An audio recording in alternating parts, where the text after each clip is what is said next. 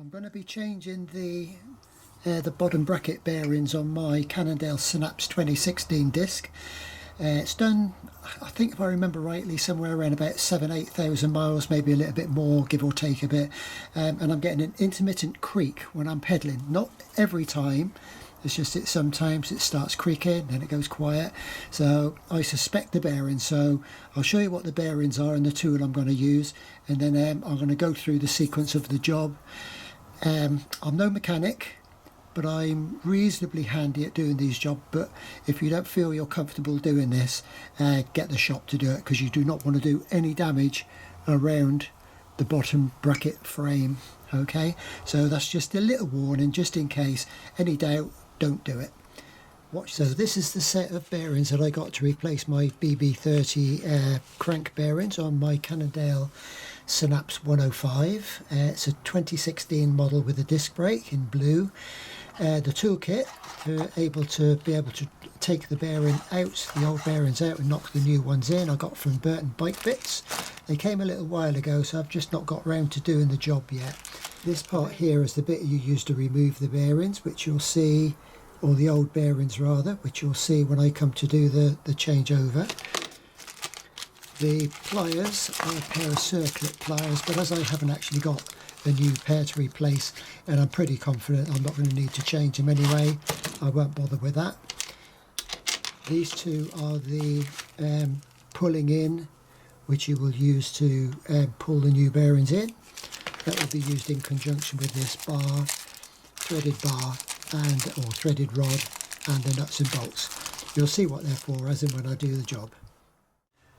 So the first thing I've done is I've taken the rear cog onto the highest gear, or the smallest cog, and I'm just going to lift the chain off the big sprocket on that side, just so as I've got space to work. So I'll just take that off there, so I'll be able to remove the crank without it getting all caught up anywhere. Right, so that's free of the crank. Just wipe my fingers in my rag. Now, the left-hand crank comes off first, or the left-hand pedal crank, whatever you call it, and you need a 10mm Allen key, and this is a self-extracting. Now this can be quite tight, so right, so once you've got it undone, you undo it and you feel it become tight again. Now if you continue turning that, it's quite tight. That is a self-extracting bolt. So as you turn it, it pulls the actual crank or arm off the crank itself. Like that. And you pull it off, comes off like so. Just store that to one side. Right, the next thing we've got is a wavy washer.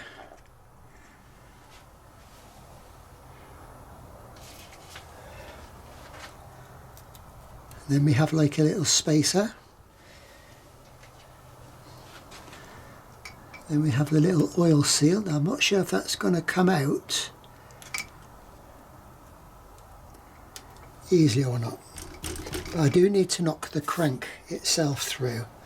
So I'm just going to find a little block of wood or a rubber mallet. Now I'm just going to steady the bike while I give that a tap, and it's already beginning to move through to the other side. That's it. I used a rubber mallet because I didn't want to burr over any of this on the outside. So once I've done that, I should be able to remove the crank itself. Just release it from the chain. Chain's still a little bit on the sprocket and round that pedal.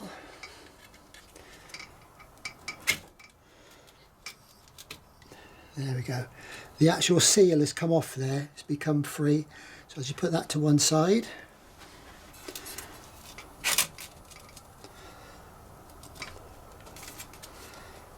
Just make sure I pull it through.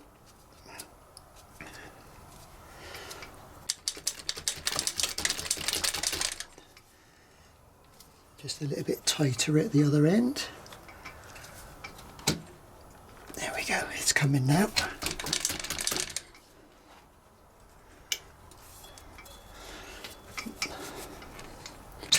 There we are, I got that off as well. So on here, I'm just trying to see what we have on here.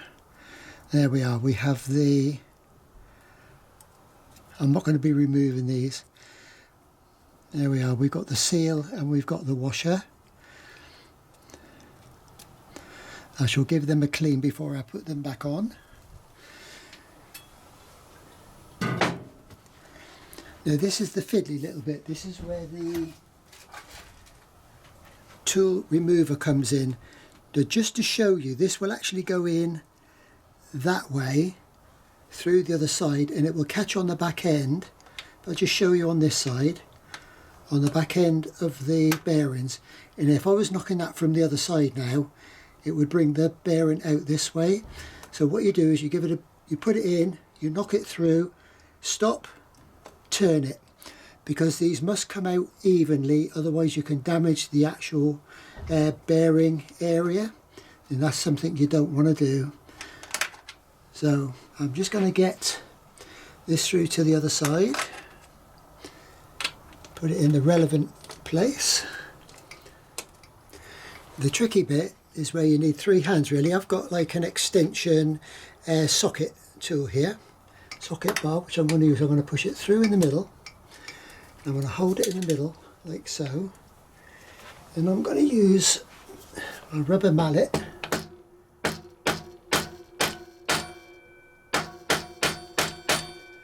the bearing. I'm going to turn it round.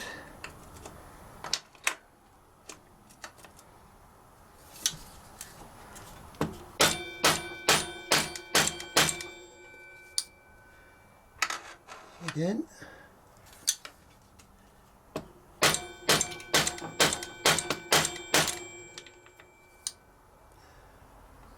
And turn it again.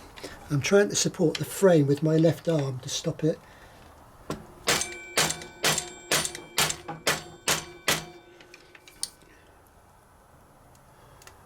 Turn that round again.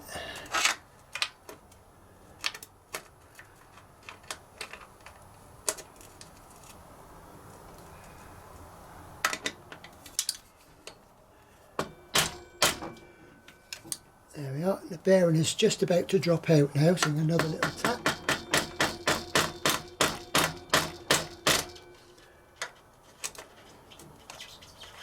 Just trying to make sure it stays square in the centre. There we are, it's falling out down the back. There's the old bearing.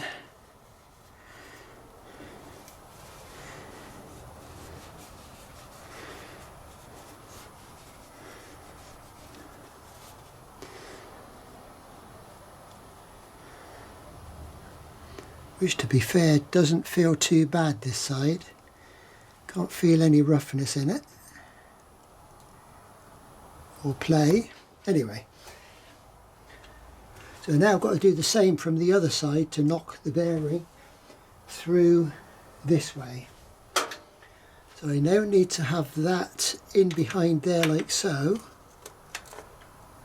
with a tool in behind it, and then knock it through from there.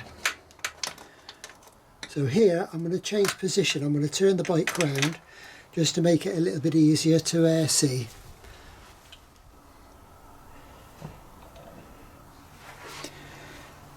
Okay, so here's the other bearing, which fell remarkably out of sight, like things usually do when you drop them.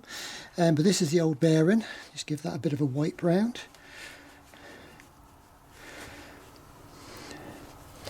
Yeah, I can definitely feel a little bit of roughness in that one.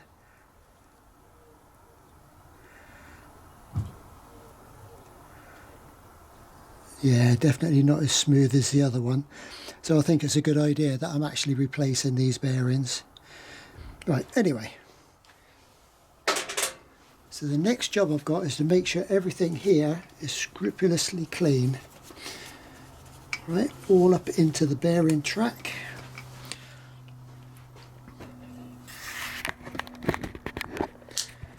Just going to show you in here.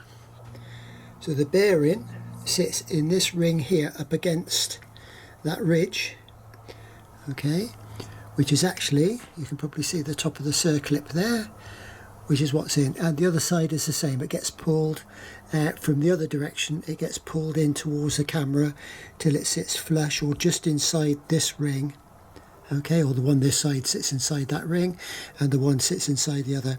So I'm just going to give it a good clean, and I'm going to put some white grease in there.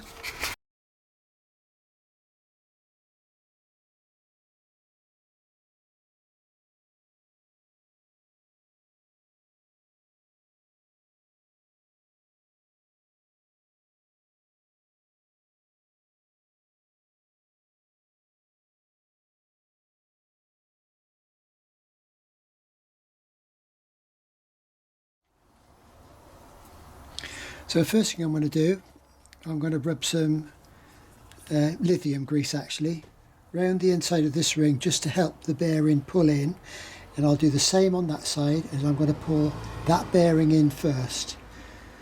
So this is a brand new tube which hasn't been opened. I'll just pop that open. Okay, I'll do it on this side first. As you can see, I'm not going to go mad with it, just enough that it just help it go through.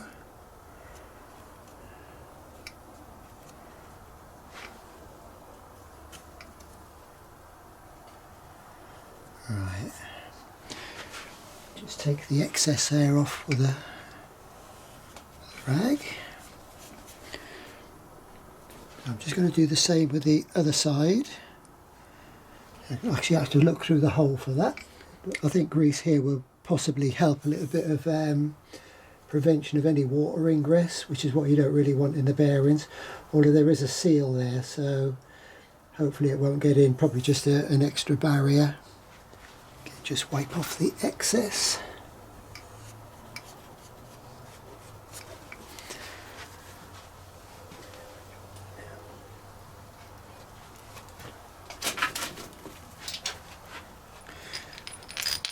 Okay, so the drawing in tool actually is a 19mm, but I don't have a 19mm open end or ring spanner. I do have a socket, but obviously I can't get it on too far, so I'm going to use two adjustable spanners. Now, that particular bearing, or the bearing puller, is the smaller of the two. The new bearing will go on there, and it will go over the little block, so as you can see, and what that will do, that will pull on the outside of the bearing ring back in to the slot the other side. This will be on this side, which will keep it central as I tighten up the bolt. You'll see what I mean as in when I do it.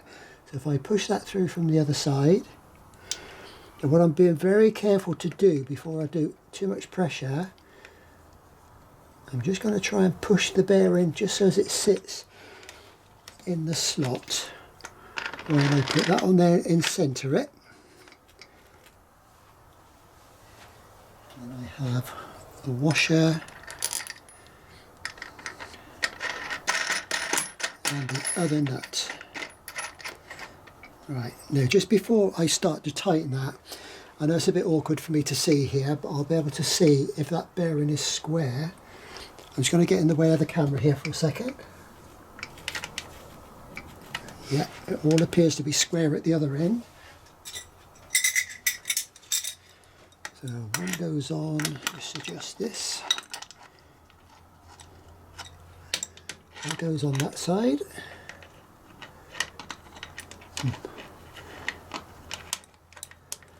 And this one on this side. And as I gently tighten this up, that will start to pull the bearing in the other side. Now you shouldn't need to force this. You should be able to feel if it's going in smoothly. So it's a nice smooth pull, nice and even. And we're going to have another quick look just to make sure. Yep, that's looking all square. So back onto the nut. Tighten up nice and gently, no force. And you'll know when it's seated fully because this will go really quite tight and solid.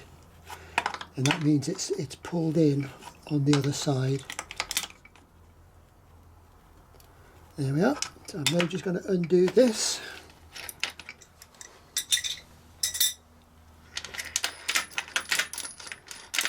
Just take this off again.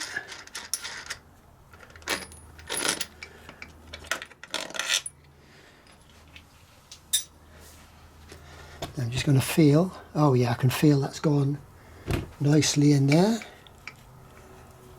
and the bearing turns really nicely, so it's not twisted or distorted in any way. So let's see if I can do the other one from this side, the pull in, so as you can see exactly what I've done, but from the opposite side. Right, so as before, new bearing goes in there. Now it goes through from the other side this time, obviously, so I feed that through, and you can see now that I'm just trying to square the bearing up and give it just a little push, just to so that's a bit screwy, so I'm just going to take it back out.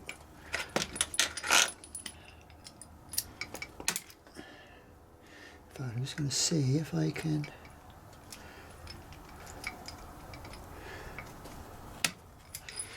It's easier with the actual tool.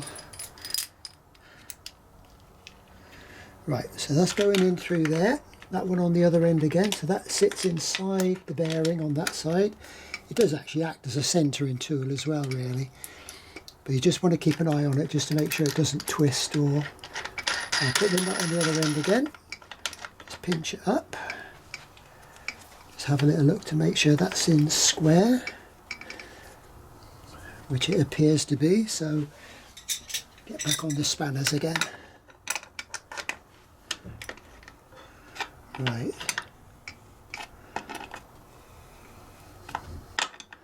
So just nice and gently, I don't know if you can see, it's beginning to draw in. I don't know if I can zoom in on that a little bit for you, just so you get a, try and keep my hand out of the way. If I just put that there. If you watch here, you can see the bearing being pulled in. And it's going nice and smoothly again. If it wasn't square, it would probably feel a little bit notchy and a bit tight. But that seems to be going in really, really nicely. It's just a matter of take your time and don't force anything. And again, I'm just waiting for it to pull it inside. And then when it's done that, it'll go tight, like so. Just undo it.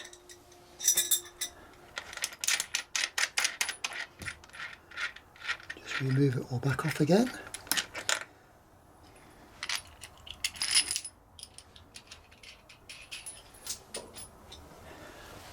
Right, now let's have a little turn of this one.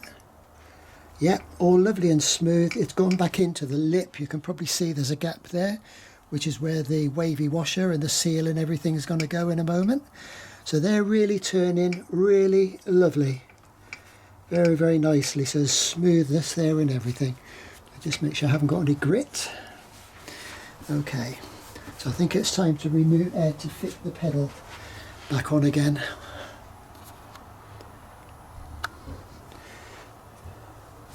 Have a little inspection of my teeth. They're looking all right. I do have a little bit of wear on them, nothing excessive at the moment. The chain's not excessively old. This did have a little clean not too long ago. So right, I'm going to put a little bit of lithium grease on here and on the inner ring of the bearings just to help this go in, and I'll do that on both bearings as well. So I'll do the other one first, otherwise I can see through the hole.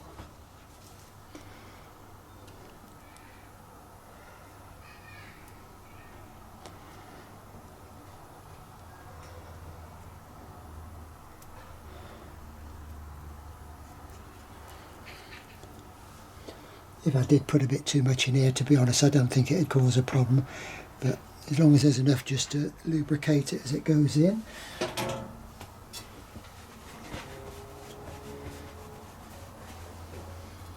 Okay.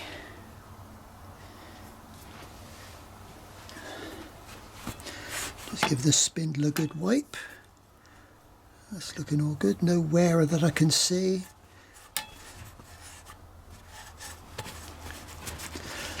I can't remember exactly how many miles this bike's done, but it's got to be in the region of about 7,000 or 8,000.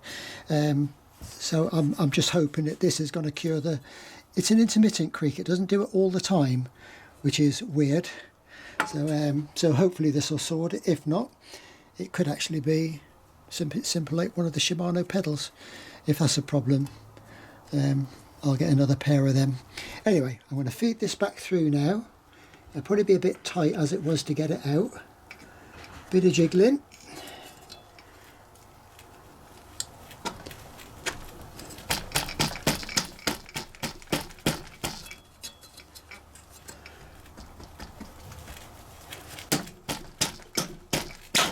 There, it's gone in. Just bring the chain round before I get it.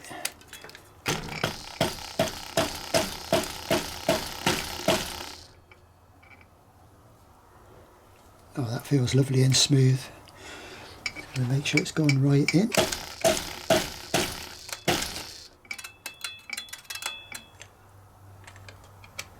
It's not quite in there yet, so I think back to my rubber mallet. This is why I like a rubber mallet, it's less likely to damage anything.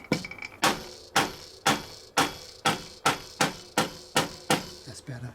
You can usually tell when it's in because you can hear it, sort of like a solid sound. That is lovely. Right, let's just get my chain back round.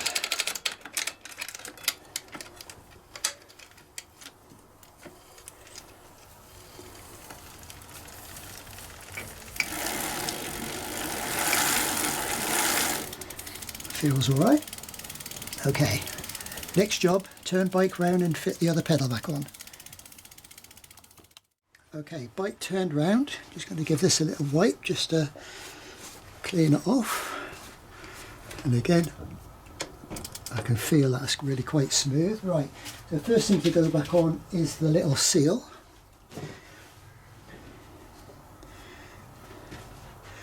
Now the seal is flat one side with writing, and it's got a little lip on the inner side. Now that goes on the inside. That's how this one came off. And as I had the bike from new, I do know it hasn't been moved since then. I'll just push that into the little recess. Right. Then it's followed by the little shim. Careful you don't break this because it feels almost like a fibre. Just clean any dirt off it, or any dirt that's excess, push that on as well.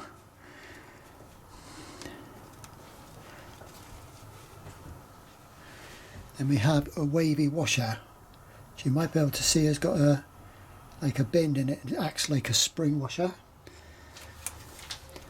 And if you hear a little noise here, it's because my darling has just brought me a cup of tea. Thank you, dear.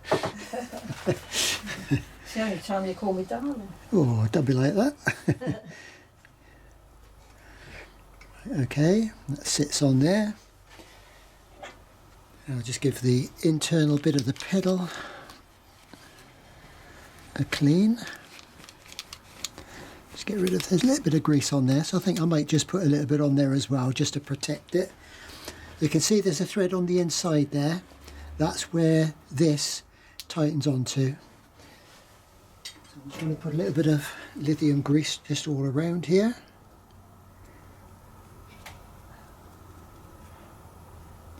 I shan't go mad.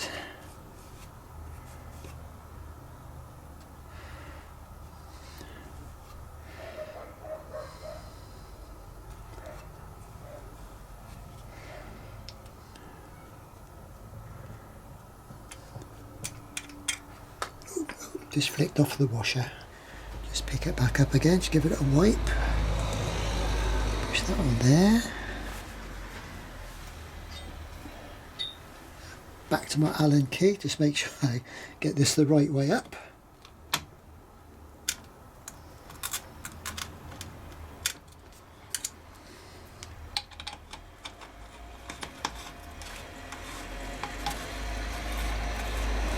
And that will draw the pedal back on.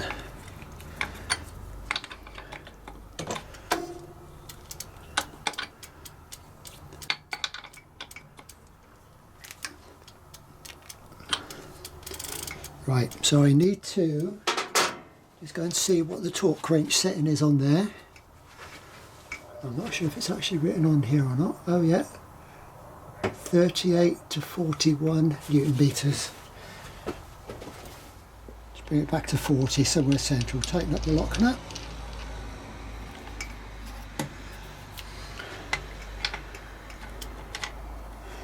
Right, and then there we are, and that's the click. So there we are, job done.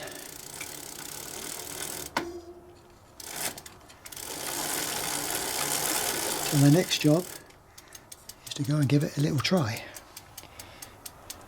Thank you for watching. Bye.